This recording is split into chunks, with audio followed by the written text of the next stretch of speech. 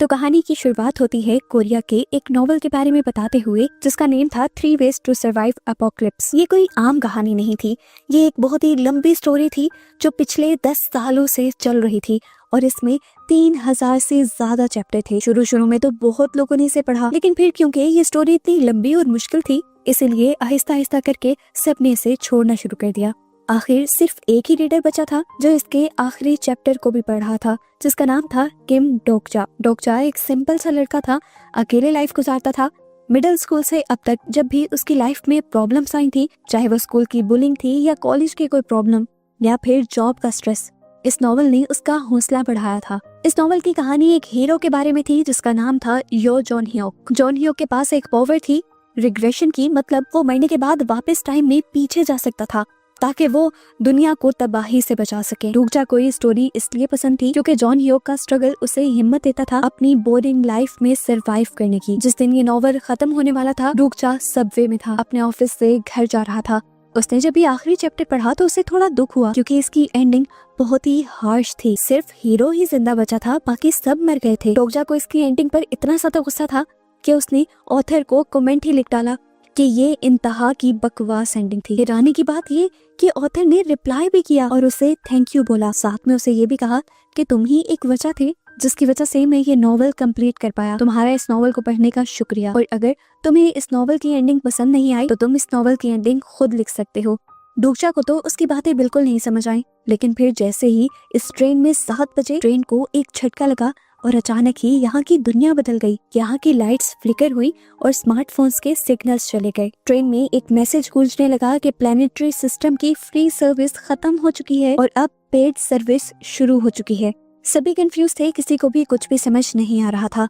इस टाइम में हवा में उड़ता हुआ एक छोटा सा क्रिएचर आता है जो खुद को डिकॉय भी बताता है। नॉवल पढ़ने की वजह से डोकजा इस क्रिएचर के बारे में जानता था। डुकाईबी ने सभी डरे हुए पैसेंजर्स को बताया कि उनकी पीसफुल लाइफ खत्म हो चुकी है और अब उन्हें सरवाइव करने के लिए अपनी वर्थ प्रूव करनी होगी। सभी लोगों को ये सब मजाक लग रहा था, इसीलिए सबको यकीन दिलवाने के लिए इस क्रिएचर ने यहाँ खड़े एक आदमी का सर उड़ा दिया। ये देखकर तो ट्रेन में भगदड़ मच गई। डुकाईबी ने सबसे कहा कि ये मजाक नहीं है और अब आप लोगों को पहला मिशन दिया जाएगा। अगले 10 मिनट में यहाँ से आपको किसी भी जिंदा ऑर्गेनिज्म को मारना है, यानी किसी भी जिंदा चीज को मारना है, और अगर आप ना मार पाए तो 10 मिनट के बाद मैं आप लोगों को मार दूंगा। कुछ तो डर के मारे यहीं जमकर खड़े हो गए, तो कुछ लोगों ने अपने आप को जिंदा रखने के लिए दूसरे लोगों को मारना शुरू कर दिया। यहाँ पर जो सिर्फ रिलैक्स खड़ा था वो डोकजा था। वो समझ गया था कि ये वही सीन है जिससे वो नॉवल शुरू हुआ था। अब क्योंकि उसने नॉवल पढ़ा हुआ था और ये सारी सिचुएशन उस नॉवल से ही लिंक थी, तो डोकजा को आने वाली सारी सिचुएशन का पहले से ही पता था। वो ये भी जानता था कि इस टाइम का मिशन है किसी भी लिविंग ऑर्गेनिज्म को मारना, ना कि इंसानों को मारना।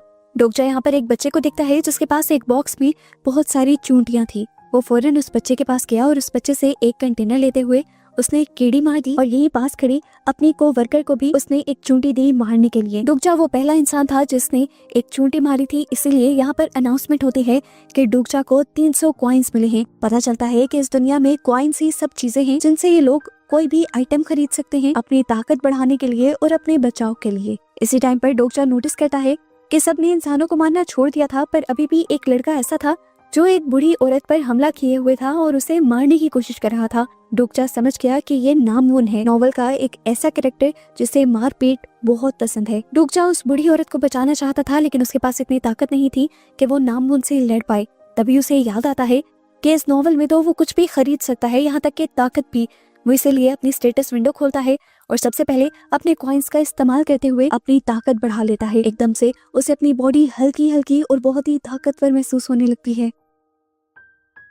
अपनी इसी ताकत से डोकजा ने नामवून को बहुत ही बुरी तरह से मारा और फिर उस आंटी को बचाते हुए उसने आंटी के हाथ में इंसेक्ट रखकर मारने की कोशिश की, लेकिन ये इंसेक्ट वो खुद ही मार गया था, आंटी नहीं मार पाई थी। ऐसे उसके कॉइन्स बढ़ने लगे और टाइम भी यहाँ पर 0 हो गया। पता चलता है कि डोकजा, उसके साथी और उस छोटे बच्चे के अलावा कोई भी इस मिशन को पास नहीं कर पाया था, इसीलिए सिस्टम ने वही सबको खत्म कर दिया। ट्रेन अब लाशों से भर चुकी थी। डुकाईबी अब दोबारा ट्रेन में वापस आया और ये खून खराबा देखकर बहुत ज्यादा खुश हुआ। वो बताता है कि सितारों पे बैठे हुए वो लोग जो ये सब किसी मूवी या ड्रामा की तरह एंजॉय कर रही हैं, वो तो बहुत खुश हुए होंगे। फिर दिखाया जाता है कि अब ट्रेन ब्रिज पर रुक जाती है और एकदम से पानी के अंदर से एक बहुत ही भयानक मॉन्स्टर उड़कर ये ब्रिज तोड़ देता है। अब तो सभी लोग नीचे गिरकर मर जाते, पर यहाँ कुछ लोग मिलकर ट्रेन का दरवाजा खोल लेते हैं और डूबजा छोटे बच्चे को उठाकर और अपने सभी साथियों के साथ इस टूटे हुए ब्रिज पर ही भागने लग जाता है। इन्हें लगा था कि ये लोग बच गए, पर खतरा टला नहीं था। वो पैसेंजर्स जो कि पिछले राउंड में मारे गए थे वो ज़ॉम्बी बनकर इनके पीछे लग चुके थे। इन्हें तो लगा कि ये लोग मर जाएंगे, लेकिन तभी डोकजा ने पीछे देखा। जॉन ह्यूग जो कि नॉवल का मेन हीरो था, वो बड़ी आसानी से इन सारे ज़ॉम्बीज से लड़ रहा था। इस टाइम जॉन ह्यूग ने जैसे ही डोकजा और उनके साथियों को देखा तो वो हैरान हो गया। वो एक रिग्रेसर था, मरकर जिंदा हुआ था। यहाँ होने वाली सारी बातें उसे याद थी और आज से पहले उसने कभी ये नहीं देखा था कि उस ट्रेन से कोई जिंदा भी बचकर निकला है। इसीलिए उसने डोकजा को पकड़ा और ब्रिज से नीचे लटका दिया। नीचे वो मॉन्स्टर बड़ा सा मुंह खोले डोकजा के आने का इंतजार कर रहा था। जॉन ह्यूग ने उससे पूछा, कौन हो तुम और तुम जिंदा कैसे बचे? डोकजा सच तो नहीं बता सकता था कि वो बाहर की दुनिया से नॉवल में आया है, इसीलिए वो झूठ बोल देता है कि उसके पास प्रोफेसी यानी फ्यूचर देखने की ताकत है और उसी का इस्तेमाल करते हुए वो बच निकला है। डोकजा कहता है, अच्छा अगर ऐसे ही बात है तो अपनी पावर्स के जरिए जरा इस मॉन्स्टर से तो बचकर दिखाओ। ये कहते ही वो डोकजा को मॉन्स्टर के मुंह में फेंक देता है। डोकजा सीधा जाकर मॉन्स्टर के पेट में गिरा। यहाँ चारों तरफ अंधेरा था। डोकजा के आते ही उसके पेट का एसिड बढ़ने लगा था और वो डोकजा को जलाकर पिघला देता। डोकजा घबराया नहीं क्योंकि वो जानता था कि यहाँ पर भी डोकाबाई का एक हिडन सिस्टम है। उसने उससे कांटेक्ट किया और कहा कि मैं जानता हूँ तुम्हारा एक साथी स्ट्रीमर है और वो कंटेंट ढूंढ रहा है। मैं इस सेगमेंट को ऐसा इंटरटेनिंग बना दूंगा कि लोग बार बार इसे देखेंगे और तुम्हारे साथी के चैनल पर कॉइन्स की बारिश हो जाएगी। लेकिन वो कहता है कि इसके बदले उसे प्रॉफिट में हिस्सा भी चाहिए। थोड़ी बहस के बाद डोकाबाई भी मान गया। इस तरह डोकजा को कुछ कॉइन्स मिल गए, जिसके जरिए उसने कांटों वाला एक वेपन खरीदा और इस वेपन से उसने मॉन्स्टर को मार दिया। जिसके बाद वो मॉन्स्टर का पेट काटते हुए बाहर भी निकल आया। वो ना सिर्फ जिंदा बचकर यहाँ से बाहर निकला था, बल्कि उसने बहुत सारे कॉइन्स के साथ साथ बहुत सी स्पेशल चीजें भी हासिल कर ली थी। उसने डोकाबाई क्रिएचर के जरिए अपने स्पेशल आइटम्स की ट्रेड की और उसके बदले ईथर ऑफ फेथ लिया, क्योंकि वो जानता था कि ईथर ऑफ फेथ उसके बहुत ही काम आने वाला है। जिसके बाद उसने अपनी पहचान छुपाने के लिए एक मास्क लिया और यहाँ के करीबी सेफ स्टेशन में चला गया।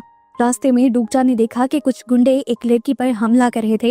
वो पहचान गया कि ये भी नॉवल की एक कैरेक्टर थी जो नॉवल के शुरू में ही मर गई थी, पर उसने कहानी बदलने का सोचा। हिम्मत से और अपनी खरीदी हुई ताकत से उसने सभी गुंडों का मुकाबला किया और इस लड़की को बचा लिया। अपनी जान बचाने के लिए हिबॉन उसका शुक्रिया करती है और उसके साथ ही चलने का फैसला करती है। ये लोग एक साथ एक स्टेशन पर पहुंचते हैं, जहां पर देखते हैं कि और भी बहुत सारे सर्वाइवर्स यहीं पर इकट्ठा थे।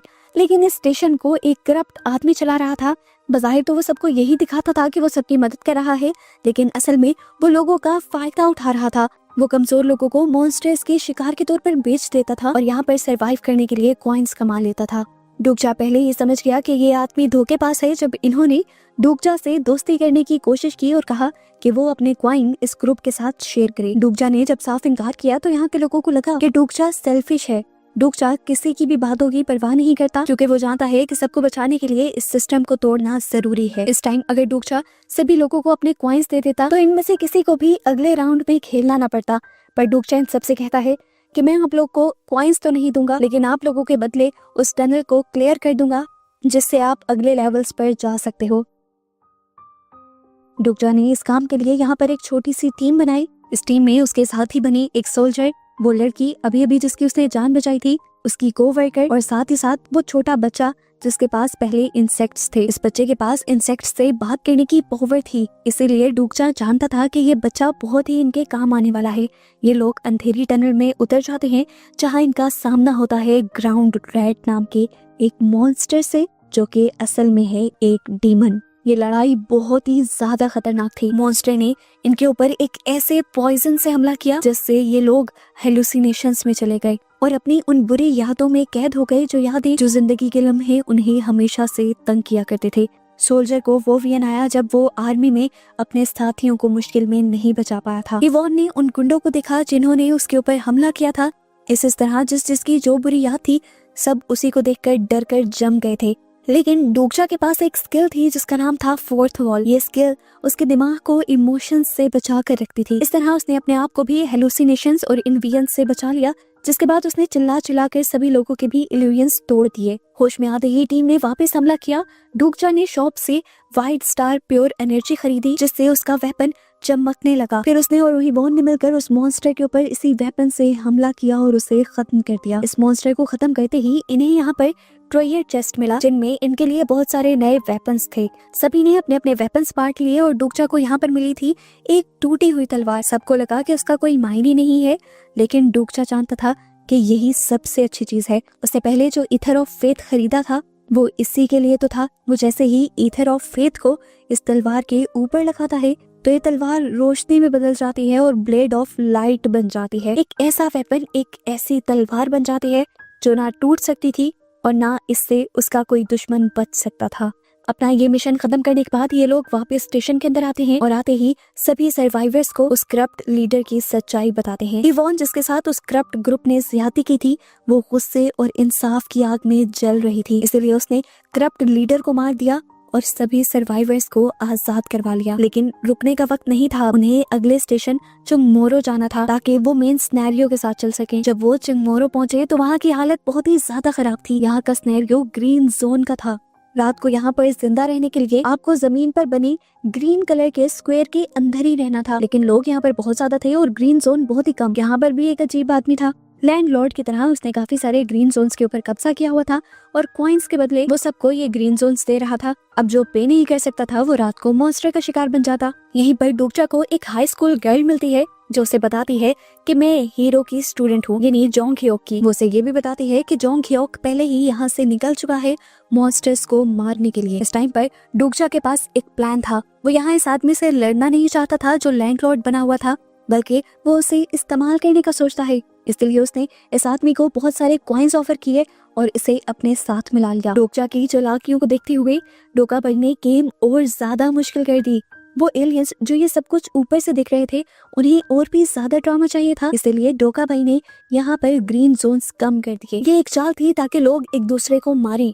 इस टाइम पर लोग इसलिए भी ज्यादा घबरा गए क्योंकि जिस टाइम पर ग्रीन जोन बदला था, ठीक उसी टाइम पर मॉन्स्टर्स ने हमला कर दिया था। सीधी सीधी चीटिंग थी ये। डोकचा को यहाँ पर समझ आया कि सरवाइव करने का रास्ता ग्रीन जोन के लिए लड़ना नहीं, बल्कि उस ग्रीन जोन को डिस्ट्रॉय करना है। अगर जोन नहीं रहेगा तो गेम के रूल्स टूट जाएंगे और गेम रुक जाएगी। लेकिन ये काम था बहुत रिस्की। ये आइडिया उसे इतना खास नहीं लगता और अब वो मॉन्स्टर की तरफ देखता है। वो सोचता है कि अगर वो इन मॉन्स्टर्स के बॉस को ही मार दे तो ये सिनेरियो बहुत ही ज्यादा जल्दी खत्म हो जाएगा। लेकिन यहाँ का बॉस, इन सारे मॉन्स्टर्स की क्वीन, कोई मामूली मॉन्स्टर नहीं थी, वो एक भयानक ड्रैगन थी।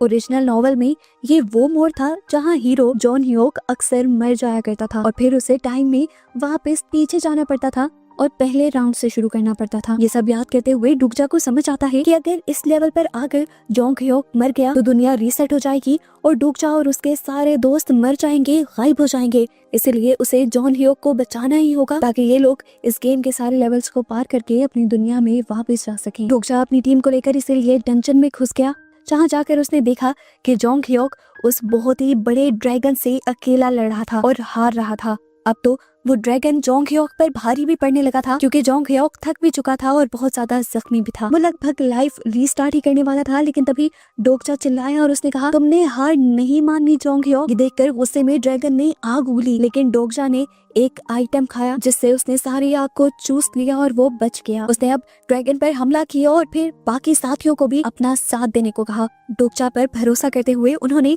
परफेक्ट टाइमिंग के साथ हमला किया। सोल्जर ने पहले अपनी शील्ड से ड्रैगन के हमले को रोका, फिर डोकचा की कोवर्कर ने अपने मैजिकल थ्रेड से ड्रैगन को अच्छी तरह जकड़ लिया। फिर फाइटर लड़की ने उड़ते हुए ड्रैगन की पीठ पर छलांग लगाई। वो बार बार ऊपर से इस ड्रैगन को मारना चाह रही थी, लेकिन नाकाम हो रही थी। जोंग ह्योक दूर खड़ा ये सब कुछ देख रहा था।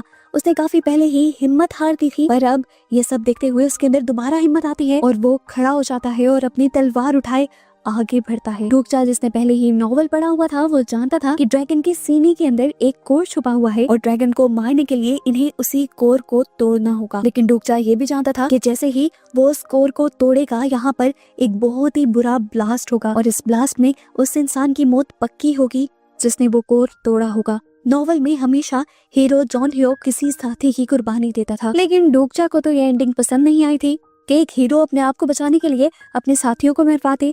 यही एंडिंग तो उसे बदलनी थी। उसने फैसला किया कि डोकचा की जगह वो अच्छा हीरो बनेगा, अपने साथियों को बचाने के लिए वो खुद सेक्रीफाइस देगा और यही हीरो वाला एक्ट है। यही फैसला करते हुए वो फौरन ड्रैगन की तरफ भागा और उसने अपनी ब्लेड ऑफ लाइट उस ड्रैगन के सीने के अंदर घुसा दी और उसके कोर को तोड़ दिया। ड्रैगन जोर से चिल्लाया और एक तेज रोशनी के साथ धमाके ने उन सबको घेर लिया। जॉन ह्योक बहुत ही हैरानी से ये सब कुछ देखता रहा, जबकि डूकजा उस रोशनी में ही कहीं गायब हो गया। ड्रैगन यहाँ पर राख बन गया और ये सिनेरियो, ये लेवल यहीं पर कंप्लीट हो गया। ड्रैगन के मरने के बाद इन्हें तो जीत का जश्न मनाना चाहिए था, लेकिन ये सब लोग दुख में टूट गए थे क्योंकि एक पल को इनको लगा कि डूकजा मर गया है। सारी टीम रोने लगी थी, लेकिन तभी धूल हटी यहाँ से और डूकजा इन्हें चलता हुआ दिखाई दिया कि नहीं, वो जिंदा था। अब यहाँ पर हमें ट्विस्ट रिवील होता है कि अपने आप को बचाने के लिए उसने पहले मिले हुए एक रिवॉर्ड का यूज किया था जिसका नाम था किंग ऑफ नो किलिंग, और उसी रिवॉर्ड की वजह से वो मरकर भी जिंदा हो गया था। जोंग ह्योक बहुत ही हैरानी से अब डूकजा को देख रहा था। उसके लिए ये अनजान आदमी था। पहली मर्तबा उसने इस कहानी में इस आदमी को देखा था और ये आदमी उससे भी बहुत ज्यादा अच्छा था। ये लड़का फ्यूचर भी पहले से जानता था और इस कहानी को खत्म करने के लिए उसने अपने किसी साथी की कुर्बानी नहीं ली, उसने अपने आप को कुर्बान करने का फैसला किया।